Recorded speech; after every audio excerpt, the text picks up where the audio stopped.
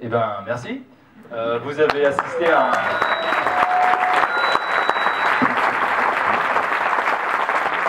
un petit bug. Il vous a manqué une petite partie, puis vous avez eu deux versions de la même partie sur la fin. Voilà.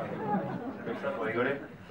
On va commencer avec des remerciements. Alors, en remerciant vous tous ici, et donc une personne en particulier dans la salle qui va venir éventuellement sur scène chercher son bouquet. On invite Daniel. Daniel. Il se reconnaîtra. Daniel n'est pas là. Si, voilà, tout à l'heure. On réexplique, Daniel en fait est une des dernières dames chez qui on a reçu l'hospitalité en France, du côté de Villeneuve-sur-Yonne. Donc voilà, on a passé un bon moment chez elle et elle est là ce soir, on peut l'applaudir maintenant.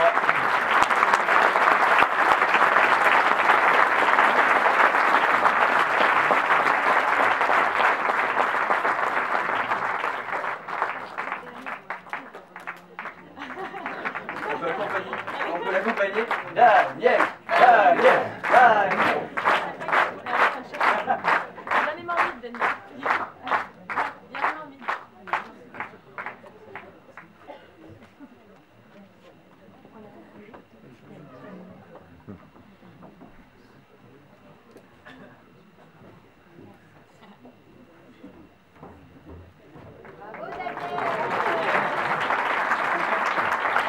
Bon voilà, comme on a dit à la fin, n'hésitez pas à ouvrir la porte comme elle l'a fait.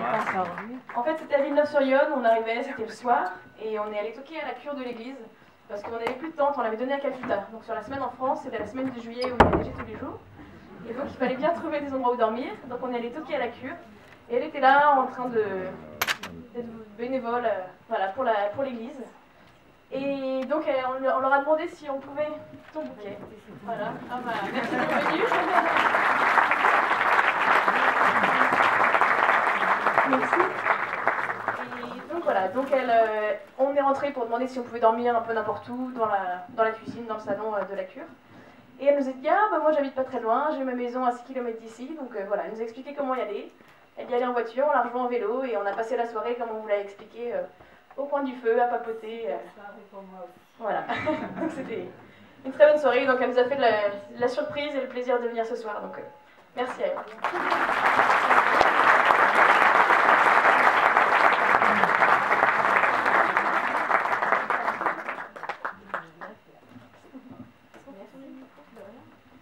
Oui, alors.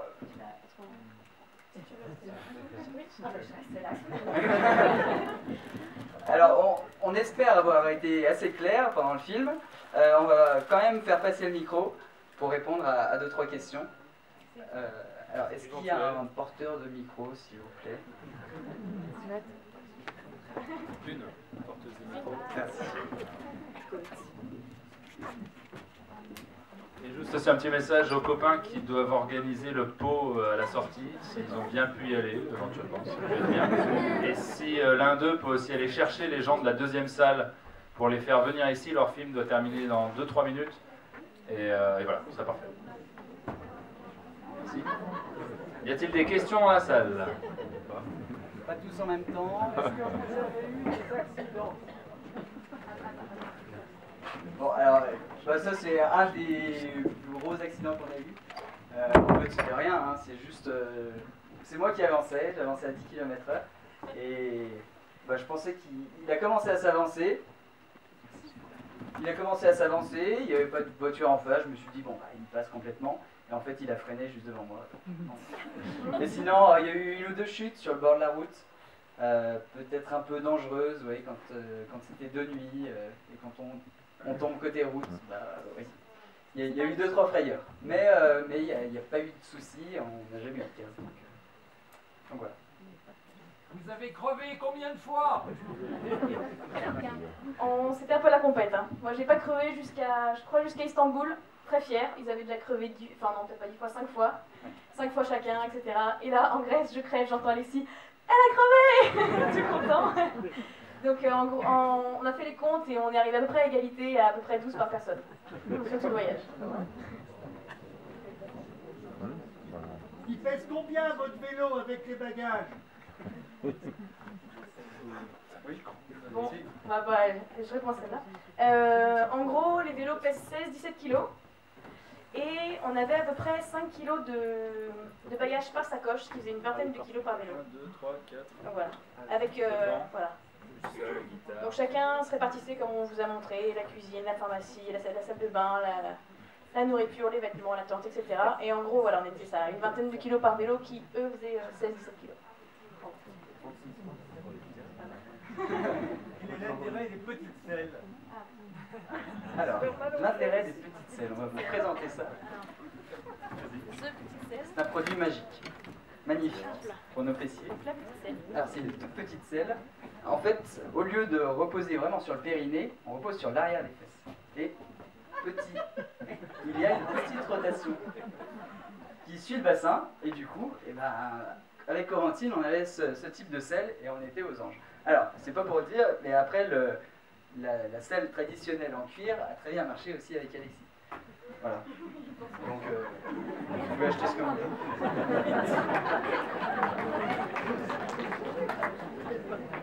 S'il y a une autre question au niveau du matériel, on peut essayer de vendre un petit t-shirt bleu. Le collecteur du voyage. Moi j'ai vu sur votre blog un budget de 15 000 €, c'est par personne ou pour 3? Non, alors c'est pour 3. En gros, en financier, il y avait le budget quotidien. Et sinon, il y avait visa, vaccin, billets d'avion et équipement. Donc vélo, sacoche, vêtements, etc. Donc en gros, ça faisait 3 500 par personne à peu près. Pour le voyage. Vous avez perdu combien de kilos? C'est pas sympa, sinon. Il en a perdu 6. 3. J'ai dû perdre 500 grammes. Ouais, elle mangeait nos portions aussi. Hein. C'est pour ça.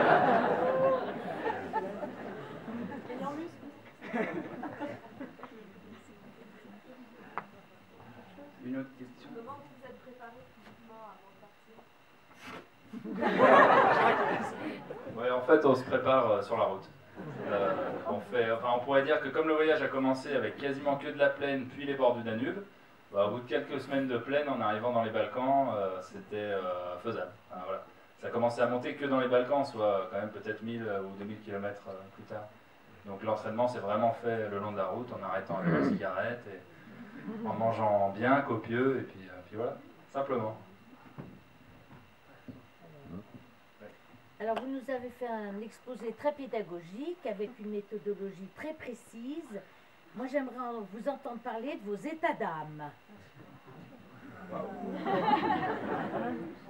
C'est reparti pour 2 heures.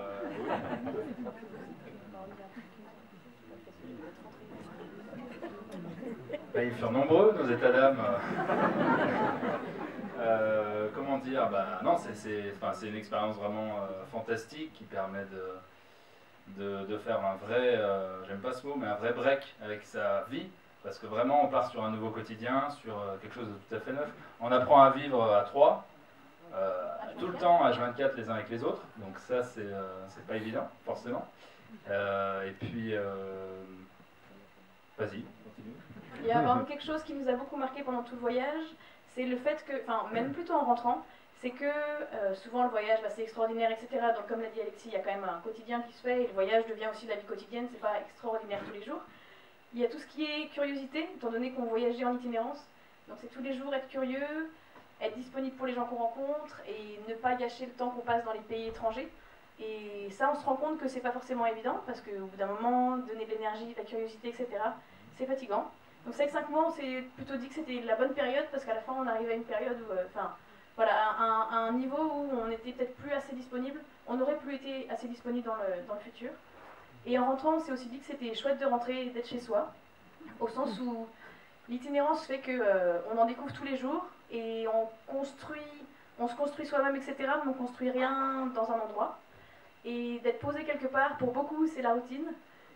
Mais le fait d'avoir fait ce voyage, on se rend compte aussi de la valeur que ça a de rester à un endroit précis et de voir des gens régulièrement, sa famille, ses amis, de connaître sa boulangère, de faire partie de faire des sports, de faire partie d'associations, etc. Et donc ça, c'est vraiment, ça a pris beaucoup de valeur à nos yeux et on ne pensait pas que ça serait une conclusion qu'on aurait à la fin de ce voyage.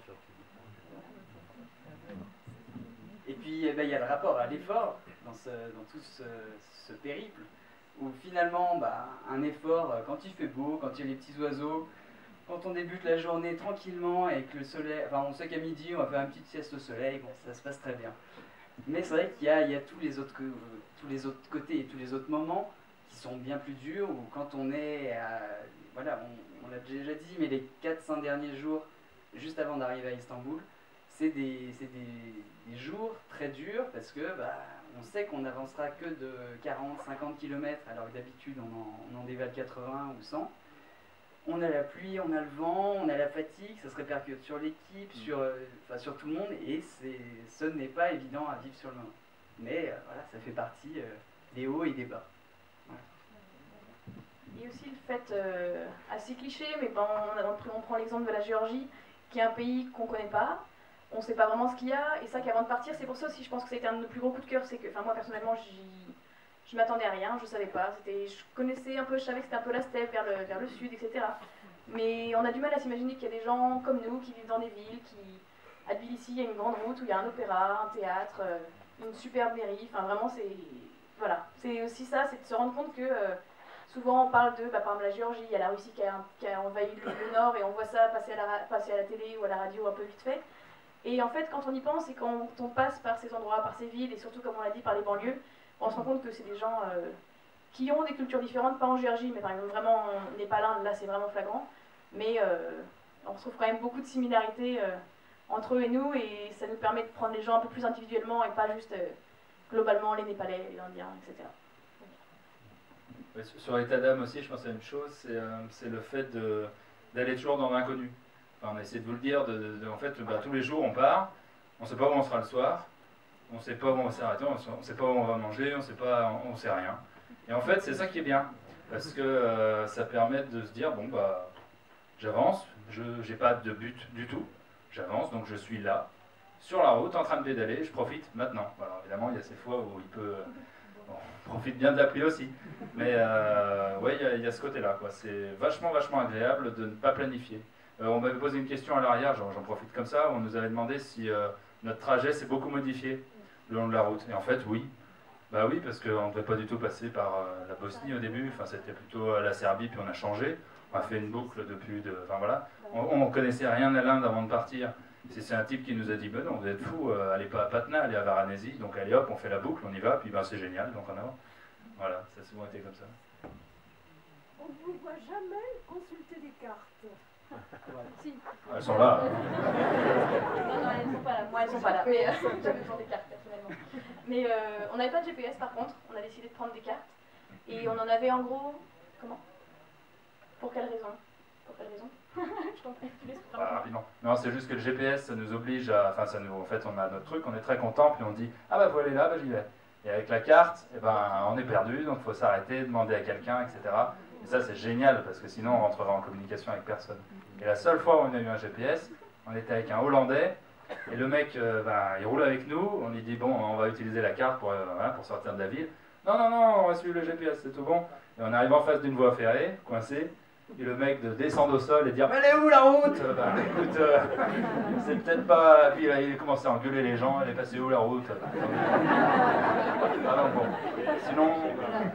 Et en carte, en gros, on avait une grosse carte Michelin de toute l'Europe. On avait enlevé les pays qui ne nous intéressaient pas, et c'était assez grossier comme détail, mais ça, voilà, justement, pour le coup, ça nous permettait vraiment d'aller à la rencontre des gens.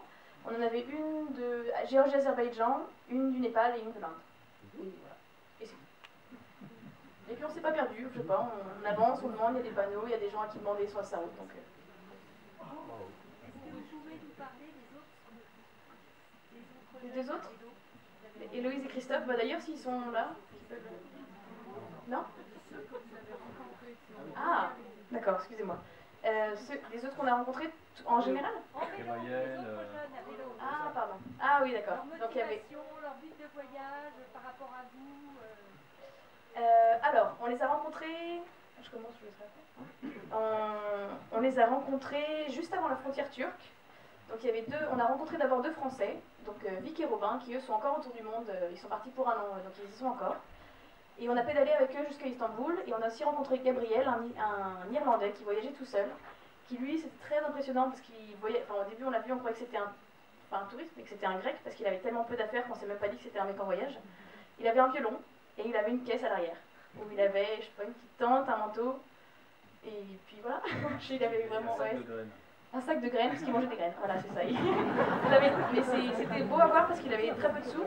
Il était parti vraiment, enfin, le genre de personne qui peut se dire je partirai jamais en voyage, j'ai pas de sous. Et lui, il est allé à Cracovie s'acheter un vélo pas cher et puis il est descendu jusqu'à Istanbul.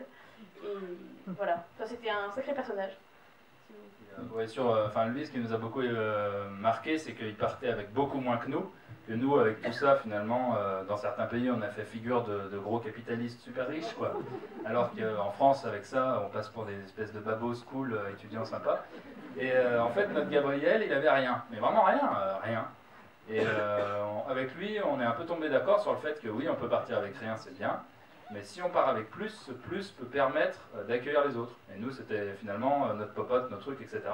ont permis de l'entretenir pendant une petite semaine et il n'en était pas content de changer de ses graines. Voilà, c'est un peu mieux. Et puis sinon, il y a eu donc ces deux Français-là et un couple d'Anglais qui était parti 6 mois en Afrique du Sud et puis qui terminait Londres, Istanbul à vélo. Et puis un peu marquant, il y a eu un autre type que je te laisse... Oui, oui, c'est bien. C'est pas marqué alors. C'est Joe. Joe. Mais Joe, finalement, on l'a rencontré très peu de temps. On a dû passer 1 heure à discuter avec lui. On allait dans des directions complètement opposées. Mais en 1 heure, on a pu cerner un peu le personnage. Et c'est vrai que c'était vraiment intéressant. Parce qu'il disait, depuis 2 ans, je suis parti, alors soit à pied, soit à vélo. Et il était là, moi j'ai plus d'attache en France, je me sens complètement déraciné. Et du coup, il continuait à avancer, à avancer. Et il avait rien qui le retenait quelque part. Il disait, un jour je trouverai, mais pour l'instant, je continue. La solitude le pesait un peu, on le sentait vraiment. Mais il continuait à avancer, à découvrir, à aller en Italie de temps en temps. Et il avait deux, trois passages dans l'année, et voilà. C'était un peu son quotidien.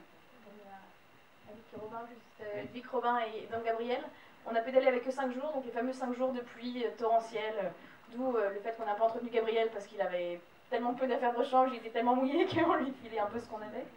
Et il n'avait pas de rustine, donc on est aussi bien fourni en rustine parce qu'il n'a pas été crevé. Mais c'était ça aussi, c'est que c'est assise, on avance un peu moins vite parce qu'il y a plus de crevaisons. Et d'un côté, la pluie, le fait d'être assise, ça faisait vraiment une espèce de troupe sur la route, c'était super. En fait, il faut savoir aussi qu'Istanbul, c'est vraiment un espèce d'entonnoir vers l'Asie. Et c'est là où on s'est retrouvé à 8-10, justement, parce qu'il n'y a qu'une seule route, une autoroute d'ailleurs, enfin une route très rapide. Il n'y a pas d'autre route pour y arriver, donc tout le monde se croise là. Et donc voilà, et donc il pleuvait la journée, mais le soir, on s'est toujours trouvé des super endroits où faire sécher nos vêtements au coin du feu, dans une station essence abandonnée, dans une maison... en construction qui n'était pas finie, on s'installait au premier étage, on était comme chez nous, c'était parfait. C'était super. Et je pense... Alors, il y avait un couple aussi marquant, peu dans la durée, mais finalement ils avaient 60 ans vu qu'ils étaient à la retraite. Et c'est un couple qui partait d'Istanbul pour revenir en France. Et donc comme quoi, à tout âge, c'est aussi possible de rouler, et on vous invite à prendre le vélo. D'ailleurs, il doit y avoir Henri Fournant qui doit être ici et qui est allé jusqu'à Istanbul, lui aussi. Donc tout est possible, il suffit de bien s'équiper, et puis n'hésitez pas pour les petits conseils.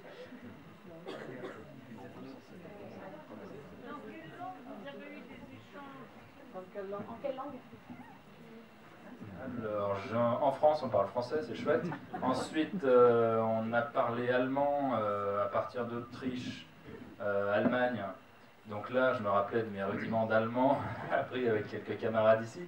Il ne me reste pas grand-chose, mais il me restait de quoi dire Guten Abend, wir sind ein Gruppe, die Franzosen, und wir wollen ein Feld mit Schlafen.